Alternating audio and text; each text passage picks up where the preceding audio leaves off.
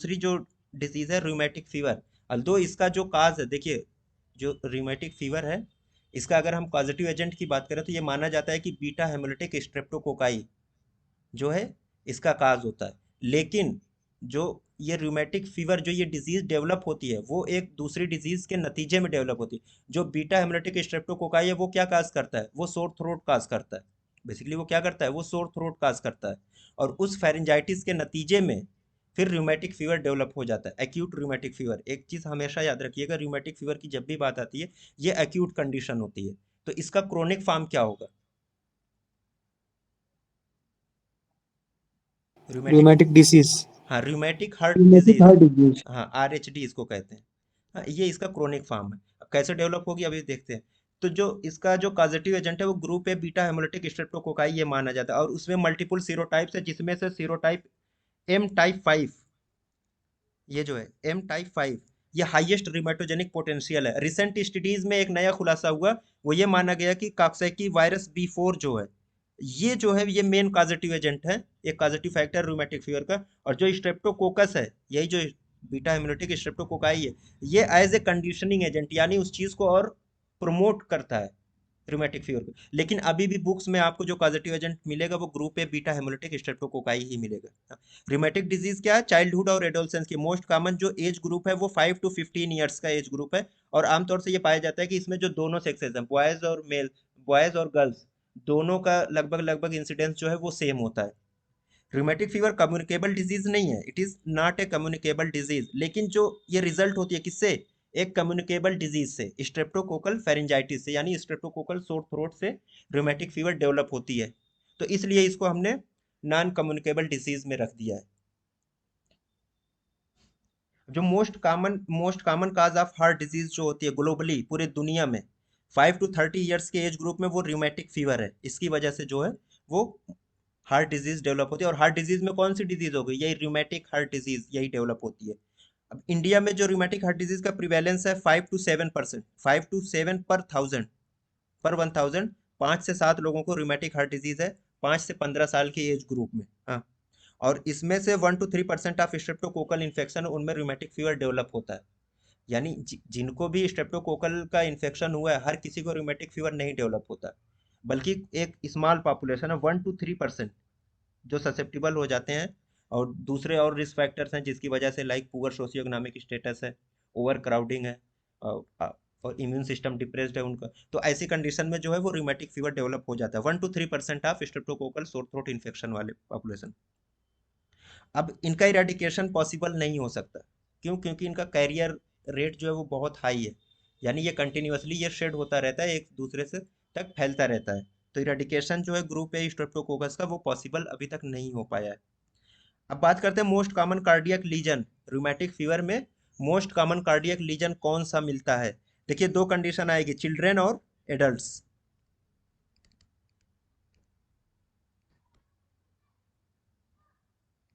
Children और adults, children में most common cardiac lesion कौन सा होगा, मिट्रल स्टेनोसिस। हाँ आप लोगों ने रोम्स पढ़ रखी होगी ना, तो उसको जरा अपोजिट कर लीजिएगा, हाँ एरो लगा के ऊपर वाला नीचे कर लीजिएगा, नीचे वाला ऊपर कर लीजिएगा। Most common cardiac lesion children में जो होता है वो माइट्रल रिगर्जिटेशन होता है।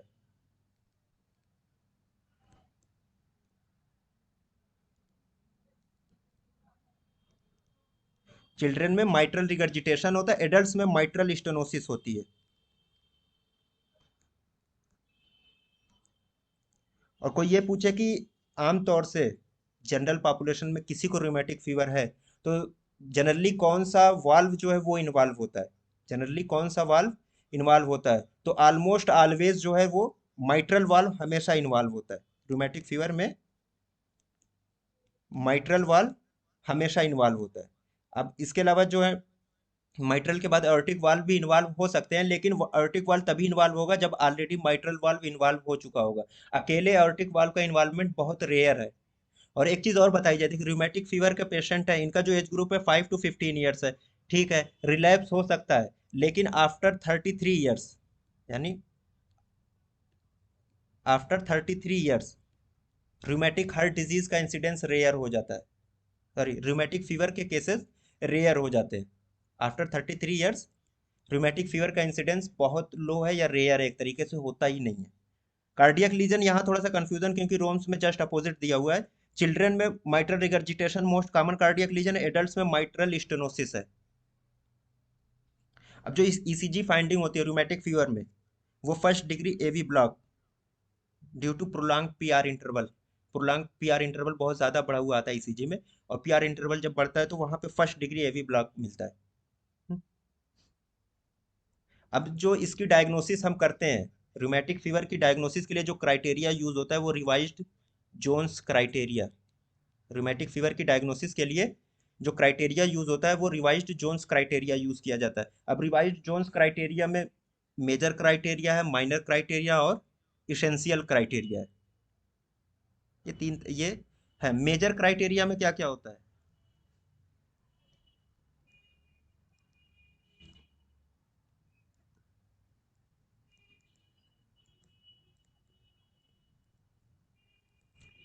माइग्रेटरी पॉलीआर्थराइटिस, इसके अलावा इसमें पैन कार्डाइटिस डेवलप होती है। पैन कार्डाइटिस यानी जो हार्ट की तीनों लेयर है, तीनों का इन्वॉल्वमेंट होगा, तीनों में इन्फ्लामेशन होगा।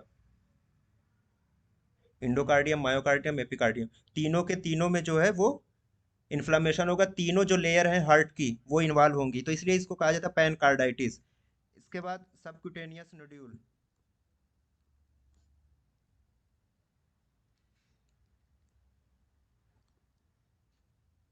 Erythema marginatum and Sydenham's chorea. ये जो है ये मेजर क्राइटेरिया आते हैं। माइग्रेटरी पॉलीआर्थराइटिस है, पैन कार्डाइटिस है, सबक्यूटेनियस नोडुल है, एरिथमा मार्जिनेटम और सीडेनहेम्स कोरिया। माइनर क्राइटेरिया में दो तरीके से इसको डिवाइड किए गए, एक तो क्लिनिकल मैनिफेस्टेशन और दूसरे लैब इन्वेस्टिगेशन। क्लिनिकल कौन कौन से फीचर हैं जो माइनर क्राइटेरिया में है? एक तो फीवर, सेकेंड है आर्थरालजिया। ये जो है ये क्लिनिकल सिम्टम्स है जो माइनर क्राइटेरिया में आते हैं। अब लेबोरेटरी इन्वेस्टिगेशन से जो मिलेगा, जो माइनर क्राइटेरिया में क्या क्या आना चाहिए, जो एक्यूट फेज रिएक्टेंट्स होते हैं, जितने भी एक्यूट फेज रिएक्टेंट्स हैं वो सब के सब क्या मिलेंगे? एलिवेटेड मिलेंगे, बढ़े हुए मिलेंगे। Like ESR, C reactive protein, ये ईएसआर, सीआरपी बढ़ा हुआ। इसके अलावा ल्यूकोसाइटोसिस, और ल्यूकोसाइटोसिस में एक चीज याद रखिएगा, जो एक्यूट फेज में कौन सा ल्यूकोसाइट जो है वो बढ़ता है? एक्यूट फेज में कौन सा ल्यूकोसाइट जो होता है जब हम डिफरेंशियल की बात करें?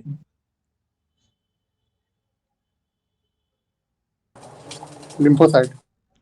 अरे लिम्फोसाइट जो है वो क्रोनिक केसेस में इंक्रीज होता है। सबसे पहले न्यूट्रोफिल। पॉलीमॉर्फ न्यूट्रोफिल्स जिसको कहते हैं,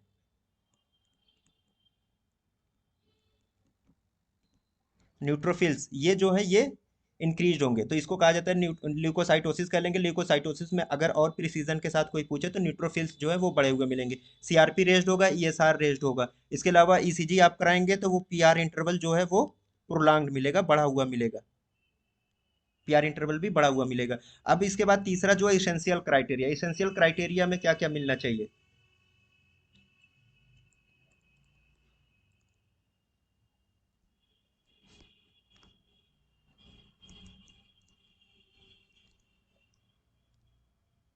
एक तो रिसेंट स्ट्रेप्टोकोकल इन्फेक्शन का एविडेंस आपको मिलना चाहिए। अभी एविडेंस कैसे मिलेगा? यानी हम जो उसका ना फेरिंजाइटिस हो रही है तो फेरिंग्स का हम क्या करते हैं, स्वैब लेते हैं, उससे पता लगाते हैं कि इसको स्ट्रेप्टोकोकल इन्फेक्शन हुआ है या नहीं हुआ है। उसके लिए क्या मिलने चाहिए? History of recent sore throat की हिस्ट्री, आपको रिसेंट सोर थ्रोट की हिस्ट्री मिलनी चाहिए। अब रिसेंट सोर थ्रोट की अगर हिस्ट्री है तभी तो आप वहाँ से स्वैब लेंगे, तब पता लगाएंगे कि इसको स्ट्रेप्टोकोकल का इन्फेक्शन हुआ है या नहीं हुआ है। हाँ, इसके अलावा increasing titer of anti streptolysin ओ,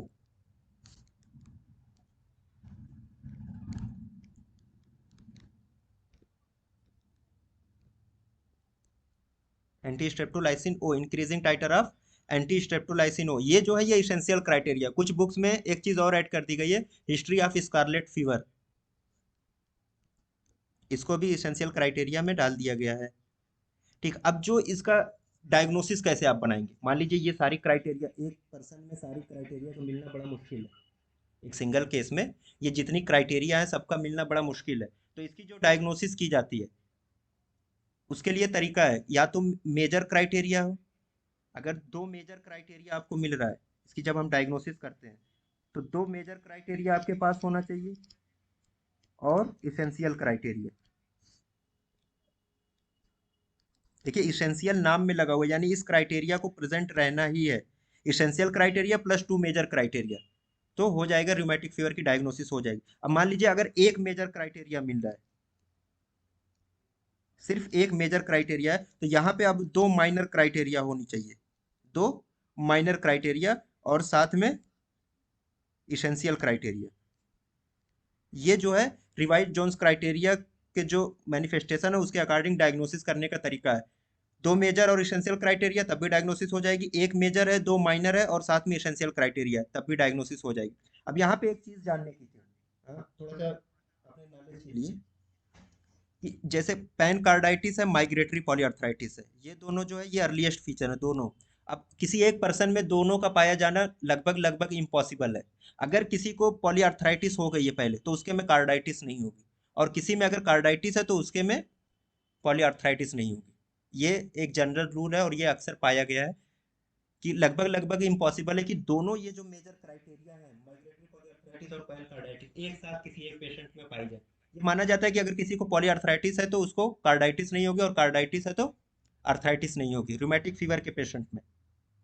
और इसमें से ये जो जितने भी ये सिम्टम्स हैं, मेजर क्राइटेरिया की बात कर रहा हूँ, सिर्फ पैन कार्डाइटिस को आप हटा दीजिए, आप ना सिर्फ और सिर्फ पैन कार्डाइटिस को हटा दीजिए, तो बाकी ये जो चारों क्राइटेरिया हैं ये कुछ पीरियड ऑफ टाइम के बाद, कुछ वक्त के बाद ये रिजॉल्व कर जाएंगे। क्या कर जाएंगे? ये रिजॉल्व कर जाएंगे।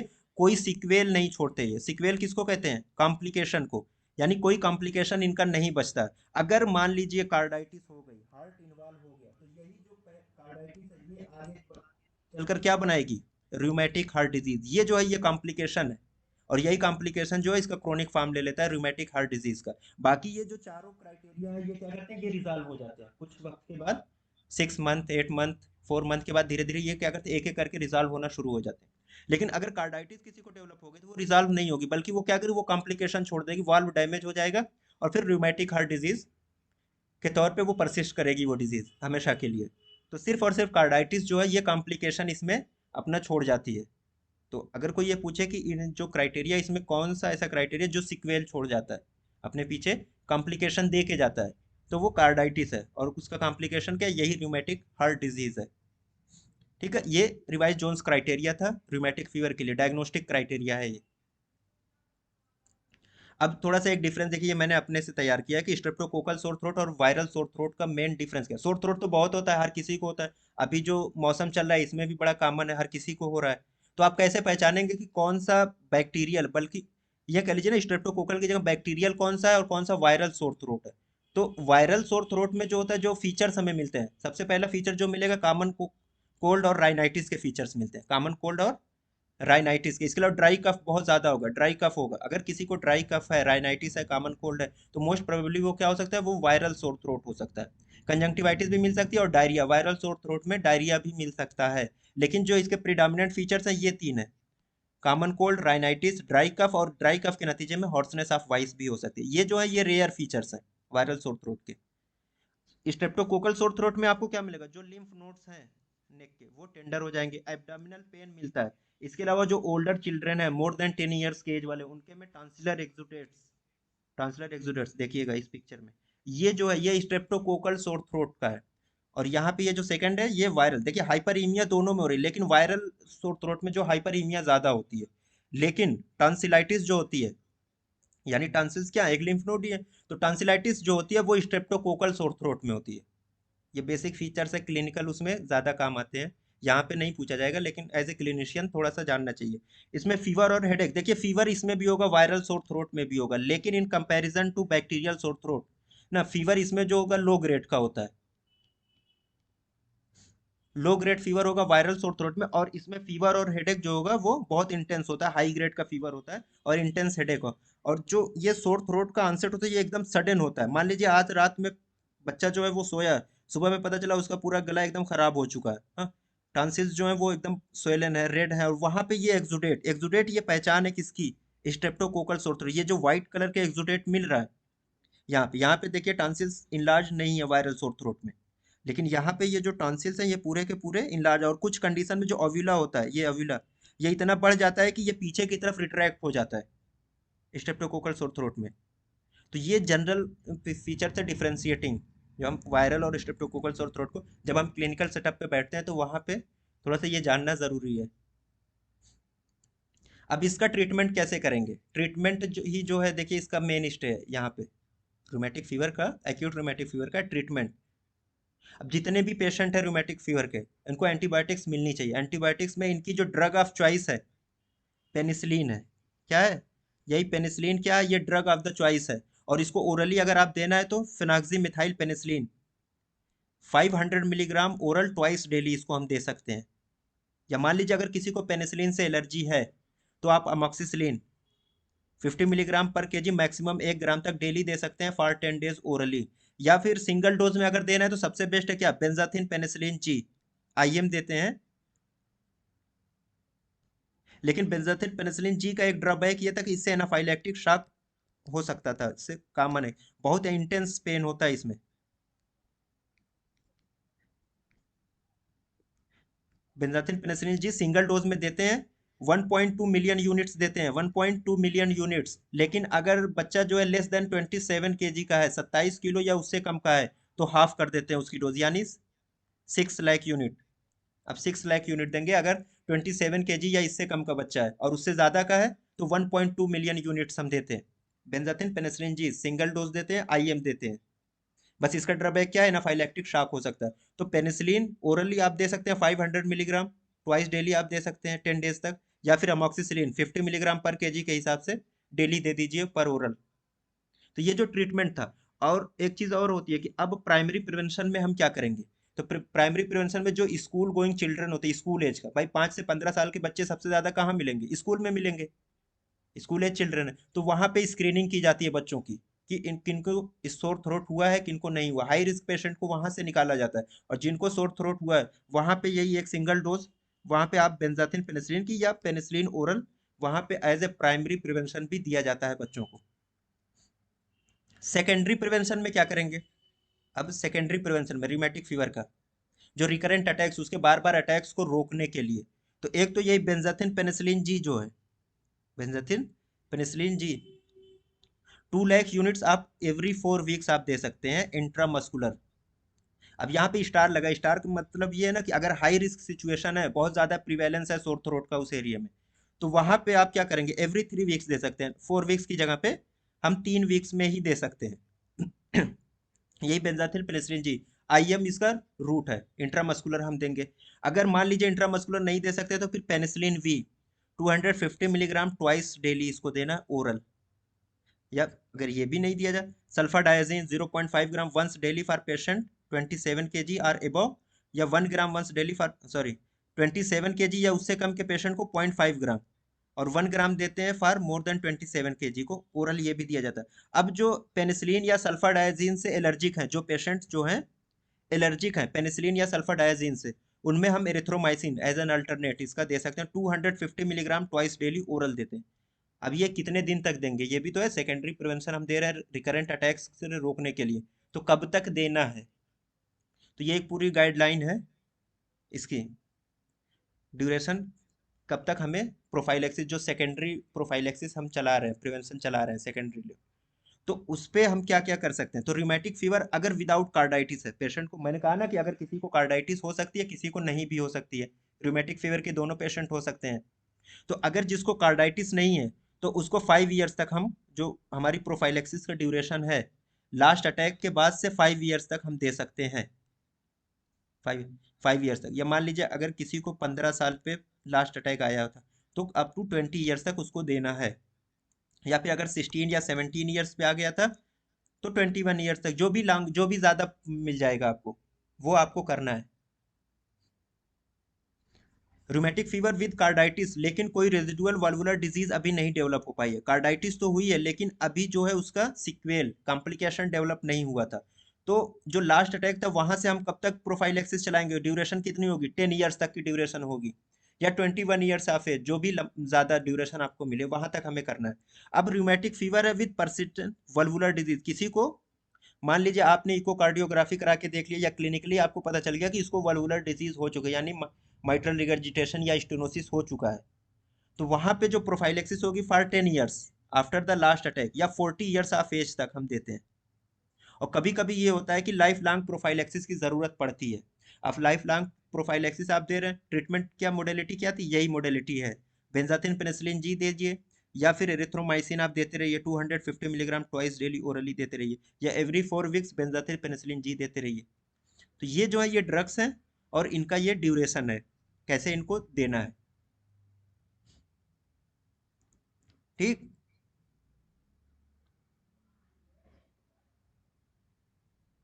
अब यहाँ पे एक लाइन देखिए, यहाँ पे ये लिखा है कि दीज आर ओनली रिकमेंडेशंस, ये सिर्फ recommendations and must be modified by individual circumstances as warranted. अब मान लीजिए किसी सर्कमस्टांस आपको लग रहा है कि नहीं हमें अब प्रोफाइलेक्सिस रोक देनी चाहिए, तो आप रोक सकते हैं, कोई ज़रूरी नहीं, लेकिन ये क्या एक रिकमेंडेड होता है ना, हर चीज़ का एक रिकमेंडेशन होती है कि for that period it should be used. और ये जो एक्सपर्ट होते हैं, जो पैनल बनता है, वो लोग रिकमेंड करते हैं। अब आइए